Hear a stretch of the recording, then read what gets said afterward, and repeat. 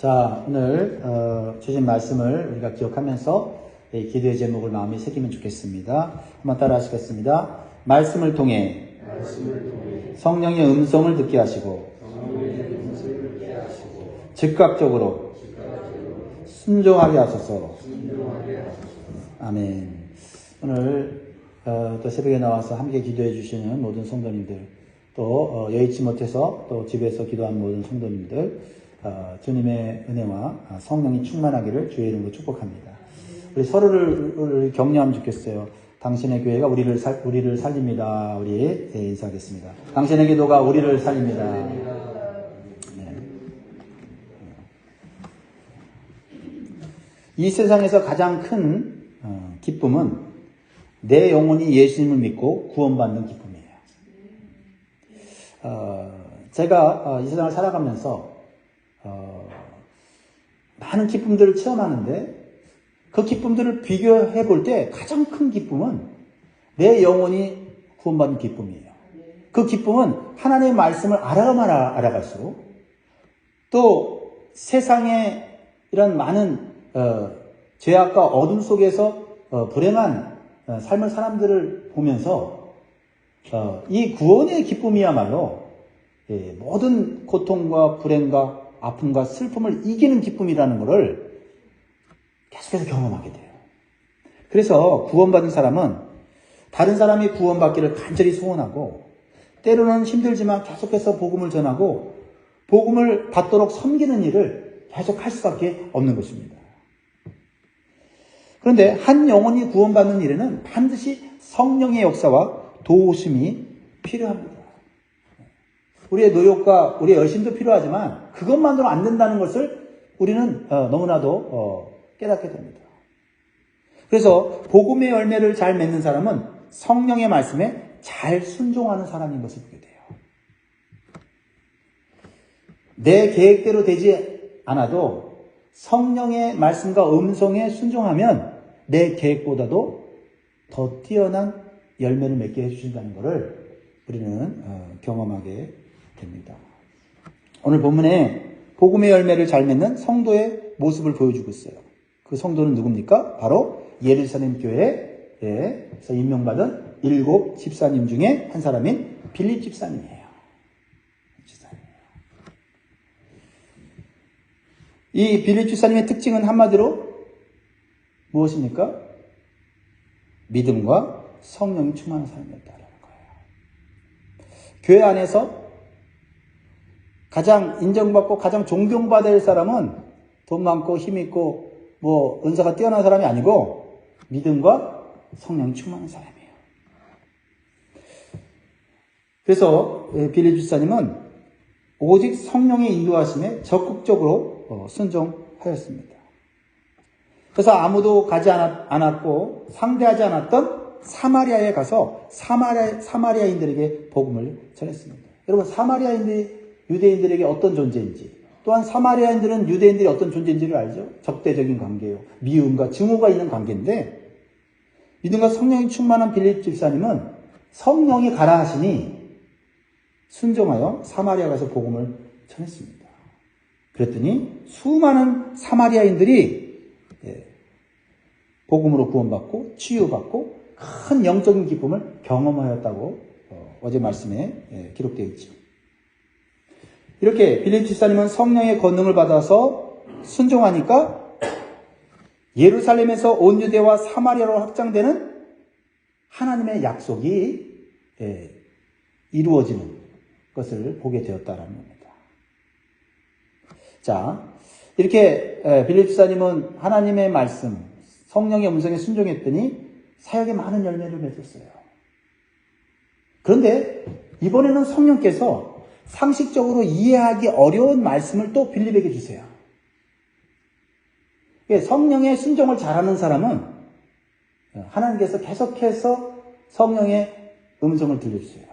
근데 이번에는 사마리아가 아니라 광야의 길로 가라고 말씀하세요. 광야의 길. 자, 26절 보겠습니다. 주의 사자가 빌립에게 말하여 이르되 일어나서 남쪽으로 향하여 예루살렘에서 가사로 내려가는 길까지 가라 하니 그 길은 광야라. 지금 사마리아에서 사역이 잘 되고 있어요. 교회가 부흥하고 있어요. 많은 열매를 맺고 있고 여전히 해야 할 일도 많아요. 그런데 주의 사자인 성령께서 전혀 예상치 못한 곳으로 가라고 명령을 하세요. 예루살렘에서 가사로 내려가는 길은 메마른 사막이에요. 자, 사막, 광야라는 건 뭐예요? 일단 광야는요, 사람이 없어요. 사람이 없는 곳에서 사역을 하는 거예요. 그리고 험하고 외로운 길이에요. 그렇죠? 그 길을 홀로 가야 된다는 거예요. 홀로 가야 된다. 여러분, 부유하게 살던 사람이 가난하게 되면 그것처럼 불편하고 힘든 일이 없어요. 가난하게 살던 사람이 조금 잘 살게 되면 그건 얼마든지 살 수가 있는데, 부유하게 살던 사람이 아주 없는 삶을 살면 불편한 게 한두 가지가 아니에요. 영적인 사역도 마찬가지예요. 지금 많은 열매를 맺고 있는 사역을 내려놓고 홀로 가야 하는 광야길을 걷는다고 하면 그게 쉽게 몸이나 마음이 동의가 되지 않아요. 근데 빌립 집사님은 주저하지 않고 성령의 말씀에 순종해요. 오늘 이 빌립 집사님의 순종을 통해서 우리에게 보여주신 교훈은 뭐냐면, 첫 번째로 성령의 말씀에 즉각적으로 순종하는 사람은 생각보다 훨씬 큰 열매를 맺습니다. 성령의 말씀에 순종하여 힘들고 사람이 없는 광야길을 갔는데 그곳에서 고작 한 사람만 만나요. 한 사람. 27절 보겠습니다. 27절. 일어나 가서 보니 에디오피아 사람 곧 에디오피아 여왕 간다게의 모든 국고를 맡은 관리인 네시가 예배하러 예루살렘에 왔다가. 이 빌립 집사님이 힘들게 찾아간 광야길에서 만나서 복음을 전해야 될 사람은 한 사람이에요. 한 사람. 근데요, 때로는 많은 사람을 섬기는 것보다 오직 한 사람을 섬기는 것이 더 힘들 때가 있어요. 지금 이 빌립 집사님은 사마리아 교회에서 교회를 세워서 많은 사람들을 섬기는 성공적인 사역을 하고 있어요. 그래서 겨우 한 사람을 섬기는 일은 맞지 않다고 생각할 수 있어요. 자신도 그럴 수도 있지만 다른 사람들도. 그의 능력과 은사와 시간을 한 사람을 위해 쓰기에는 아깝다고 느낄 수 있어요. 그렇죠? 어떻게 보면 이미 이 빌립 집사님은 큰 교회에 사역자로 인정받고 있는데 갑자기 성령의 음성을 들었다고 하면서 그것도 누구를 만날지도 모르는 광야로 나가. 그리고 광야로 나가서 수많은 사람들이 있는 것도 아니고 한 사람. 그 한 사람을 만나 사역을 해야 되는 상황이라는 거죠. 하지만 성령님의 생각은 사람의 생각과 달라요. 성령님에게 순종할 때 우리가 생각하는 것 이상의 열매와 축복을 경험할 수 있다는 것을 보여줘요. 한 사람의 구원이 한 가족을 구원하는 일이 될 수 있고, 한 사람을 구원하는 일이 한 민족을 구원하는 엄청난 열매를 거둘 수 있음을 보여주는 것이 바로 에디오피아 사람 한 사람을 섬기는 일이었다는 거예요. 우리가 사람의 생각과 하나님의 생각은 그 깊이와 넓이가 다르다는 그 말씀을 우리는 알고 있어요. 그러나 그것을 깨달을 수 있는 것은 우리가 때로는 이해되지 않는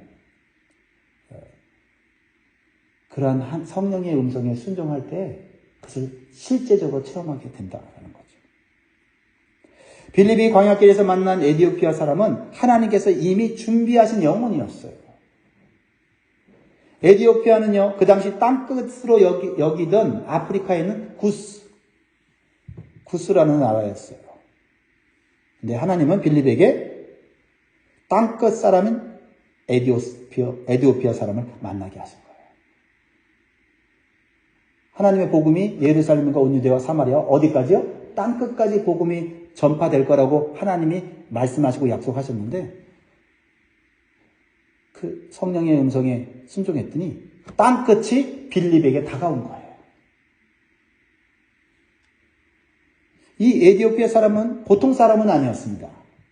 여왕 간다기의 국고를 맡은 고위 관리인 넷이었어요. 즉 오늘날로 말하면 나라의 재정을 담당하는 재정장관이에요. 큰 권세와 재력을 가진 매우 영향력 있는 사람이었다라는 거예요. 물론 빌립은 그것을 알지 못했습니다. 그래서 이 에디오피아 사람이 복음을 듣고 예수님 믿는다면 하나님께서 약속하신 복음의 확장이 예루살렘에서 땅끝까지 이루어지는 것이에요. 그렇다면 에디오피아 사람은 한 사람이 아니라 한 민족을 구원하는 씨앗이 되고 증인이 되는 사람이 되는 것입니다. 그렇습니다. 우리는 때때로 우리가 하는 사역에 많은 열매를 맺기를 원해요.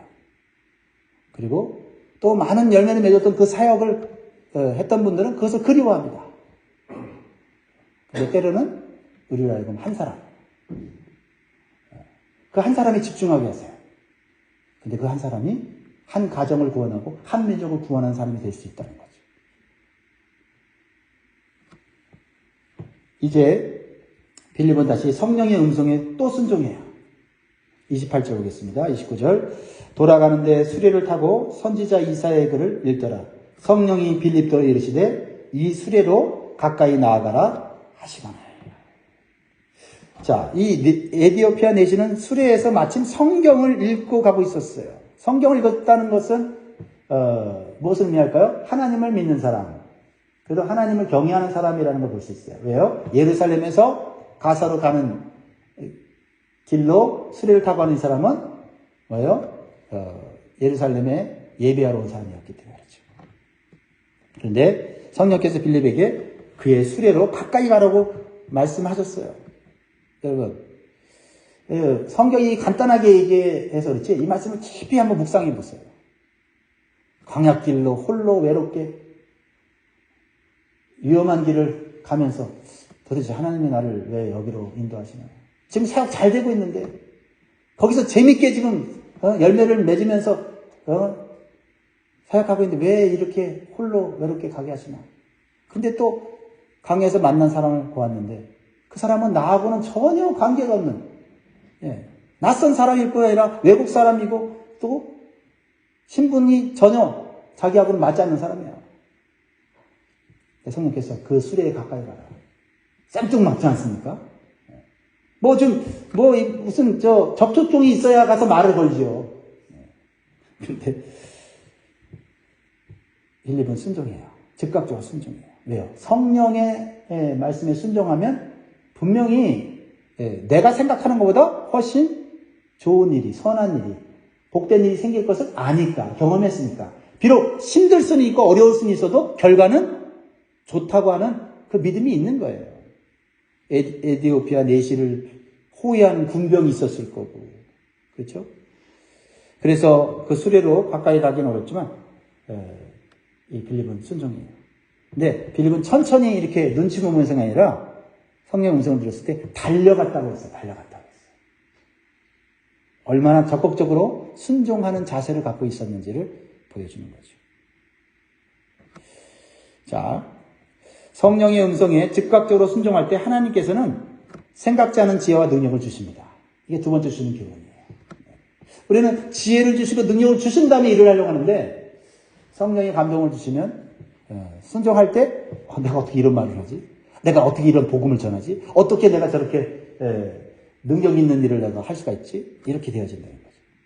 자, 빌립은 구약 성경 이사야를 읽고 있는 소리를 내어 읽고 있는 이 에디오피아 관리를 보았을 때 그는 어떤 확신을 가지고 이 사람에게 물어요. 그러니까 이사야서를 읽고 있는 소리를 딱 들었을 때 벌써 확신이 오는 거예요. 이게 성령의 사람이에요. 30절 같이 읽습니다. 시작. 빌립이 달려가서 선지자 이사야의 글 읽는 것을 듣고 말하되 읽는 것을 깨닫느냐. 이것도 생뚱맞지 않습니까? 낯선 사람이고 신분이 높은 사람이고 자기와는 분위기가 전혀 다른 사람인데 성경을 읽고 있었는데 성경 읽는 거 깨닫습니까? 이거 잘못하면 무례한 거 아니에요? 이 사람 성경 읽고 지금 은혜 받고 깨닫고 있을 수 있잖아요. 근데 성령에 순종을 하는 사람은 그 성령께서 가르쳐 주시는 지혜와 그런 능력이 있어요.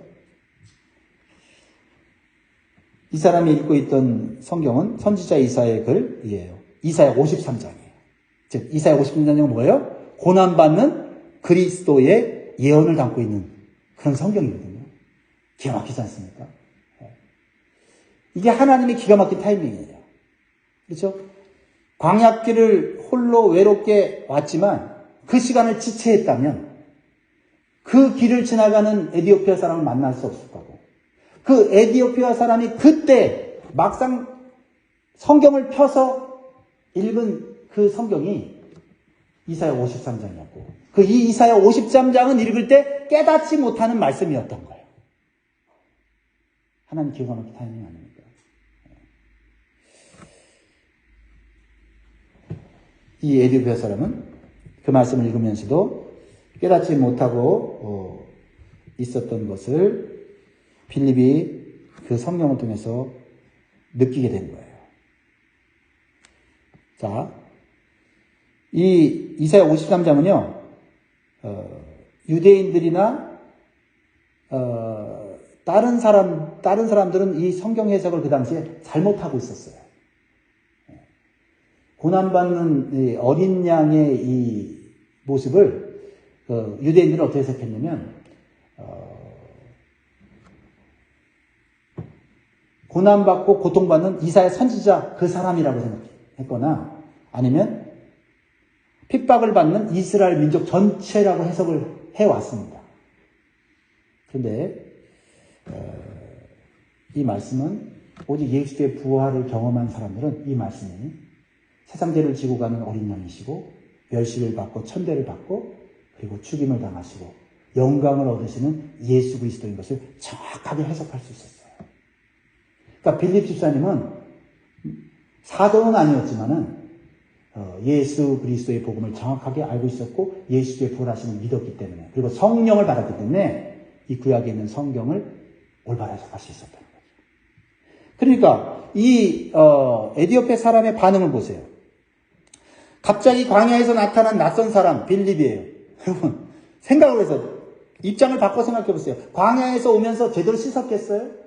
제대로 먹었겠어요? 그러면 얼마나 먼지와 땀으로 막 뒤범벅돼 있어갖고 막 달려오면 이거 미친 사람이 달려오나 무서울 수도 있는데 이 말씀의 뜻을 깨달으려고 하는 사모함을 가진 이 에디오피아 사람이 그 빌립의 말을 듣고는 마음이 열렸다는 거예요. 그만큼 이 사람은 하나님께서 준비된 영혼이었고 말씀이 열린 사람이었다는 거죠. 31절 보세요. 31절 시작. 대답하되 지도해주는 사람이 없으니 어찌 깨달을 수 있느냐 하고 빌립을 청하여 수레에 올라 같이 앉으라 하니라. 자신과는 신분 차이가 엄청나는 사람 아닙니까? 비록 우리가 나중에 빌립이 전도자고 하나님의 사람이었을 때는 귀중하게 대접하겠지만 일반적으로 봤을 때는요, 땀내 나고 냄새 나고 지저분해 보이는 천한 사람처럼 보이는 사람을 이렇게 가까이 할 수 있는 것은 말씀을 사모하는 영혼이었기 때문이에요. 말씀을 사모하는 영혼이었다. 그렇습니다. 어떤 사람은 기적과 치유를 통해서 예수님을 믿지만 이 에디오피아 사람은 진리의 말씀을 통해서 예수님을 믿는 사람이 되었어요. 하나님께서는 여러 가지 방법으로 복음을 듣고 예수님을 믿도록 하신다는 것을 우리는 알 수 있어요. 어떤 방법이든지 중요한 것은 예수 그리스도를 나의 구주로 영접하고 영생을 얻는 것이 중요합니다. 그러나 그 중에서 말씀을 사모하는 사람에게 하나님은 반드시 올바른 믿음과 구원을 갖게 하신다는 것을 우리는 깨달아야 돼요. 그리고 그 말씀을 통해서 구원받은 사람은요, 그 믿음이 더 견고해져서 자신도 구원받을 뿐만 아니라 다른 사람들을 구원하는 일을 잘할 수 있다는 것을 보여줘요. 이것이 에디오피아 내시를 통해서 보여주는 표현이죠. 그들이 이 에디오피아 내시가 예수님 믿고 구원받아 이 진리의 말씀을 깊이 깨닫고 기뻐하면서 자기 나라로 갔을 때 여러분 어떤 일이 벌어지겠어요? 그냥 기적과 어떤 치유를 체험하고 가서 야 그곳에 갔더니 기적과 치유를 체험했다 그러면 믿는 사람도 있을 거예요. 그런데 복음의 말씀, 구원의 진리를 알았기 때문에 그는 그 에티오피아 사람들을 구원하는 일에 힘쓸 수 있어요. 나뿐만 아니라 다른 사람을 살리는 것은 구원의 말씀입니다. 복음의 말씀이에요. 여러분들이 할 수 있는 것은 성령 받으면 할 수 있어요. 그러므로 우리의 신앙생활이 말씀 중심의 신앙생활이 되어야 됩니다. 말씀을 항상 사모하고 말씀의 은혜를 구할 때 우리의 믿음은 올바로 자라나게 되고 말씀의 능력과 지혜로 성숙한 신앙생활을 할 수 있게 되는 것입니다. 저는 지난 몇 주 동안 저에게 강력하게 성령께서 저를 이끄시는 게 있어요. 이 말씀에 대한 열정, 이 말씀에 대한 중요성에 대해서 자꾸 더 강하게 역사하셔서 앞으로 이 말씀 사역에 집중하게 하시려는 것 같아요. 나중에 나누도록 하겠습니다. 우리는 성경을 읽을 때 모든 성경은 예수 그리스도를 증거한다는 것을 믿고 읽어야 올바로 해석할 수 있어요. 그래야만 이 에디오피아 내시처럼 성경을 읽고도 뭔 말인지 모르는, 올바로 해석하지 못하는 그러한 어려움을 겪지 않게 될 것입니다. 자, 성경을 읽고 이제 가르쳐주는, 성경 공부를 해주는 그런 이 집사님을 만난 거예요. 그래서 33절에 이 내시가 빌립에게 이렇게 이제 물어요. 그 내시가 빌립에게 말하되 청컨대 내가 묻노니 선지자가 이 말한 것이 누구를 가리키느냐? 자기를 가리키느냐? 타인을 가리키느냐? 근데 빌립은 이미 말씀을 가르칠 준비가 되어 있는 사람이었죠. 35절에 빌립이 입을 열어 이 글에서 시작하여 예수를 가르쳐 복음을 전하니. 여러분, 우리가 사람을 구원하는 거, 친절과 사랑과 섬김이 시작이에요.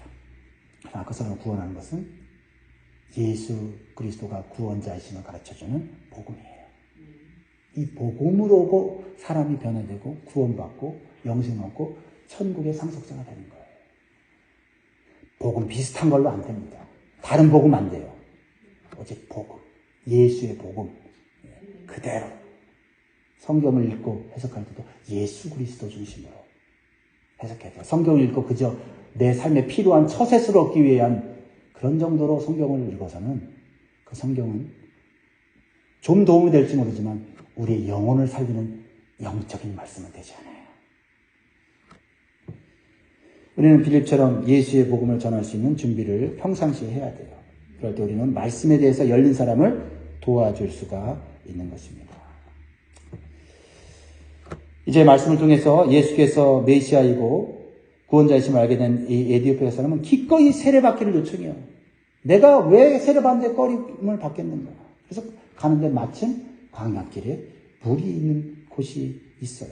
하나님의 타이밍 아닙니까? 그리고 세례를 받고 예수 믿는 자가 돼요.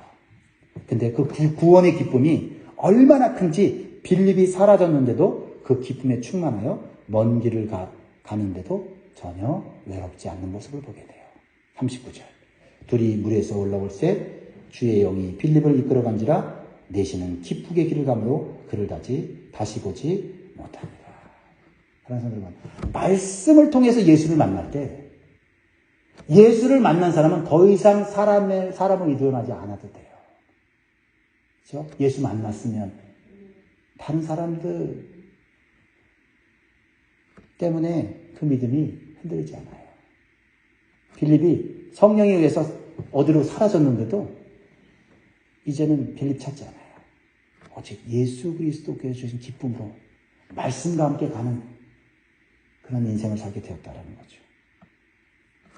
그렇습니다. 말씀을 정리하도록 하겠습니다. 성령의 말씀에 즉각적으로 순종하는 사람은 또 다른 단계의 사역으로 이끌어 주시는 것을 보게 돼요. 근데 그 또 다른 단계가 내가 생각하는 좋은 환경이 아닐 수도 있어요. 빌립은 처음에는 사마리아에 많은 사람들을 섬기다가 이제 광야길에 한 사람만 섬기는 일을 하게 되었어요. 그 일에 온전히 순종했더니 이제는 더 많은 사람들을 섬기는 일을 하게 하셨죠. 마지막 40절입니다. 같이 읽겠습니다. 시작. 빌립은 아소도에 나타나 여러 성을 지나다니며 복음을 전하고 가이사라에 이르니라. 사랑하는 성도 여러분, 우리는 빌립 집사님처럼 다른 무엇보다도 성령 충만을 받는 데 힘써야 돼요. 그리고 성령의 음성에 즉각적으로 순종하는 삶을 살아야 됩니다. 그러면 우리는 하나님께서 준비된 영혼을 만나게 하시고 하나님의 기가 막힌 타이밍에 복음의 열매를 맺게 해 주시는 거예요. 내 생각, 내 계획 내려놔야 돼요. 그리고 내 은사, 내 능력이 맞지 않는 일이라고 우리는 하찮게 여기면 안 돼요. 그리고 우리는 그 성령의 순종함을 통해서 우리는 더 많은 사람들을 구원하게 되고 더 많은 열매를 맺게 되는 그런 복된 삶을 살게 될 줄 믿습니다. 기도하겠습니다.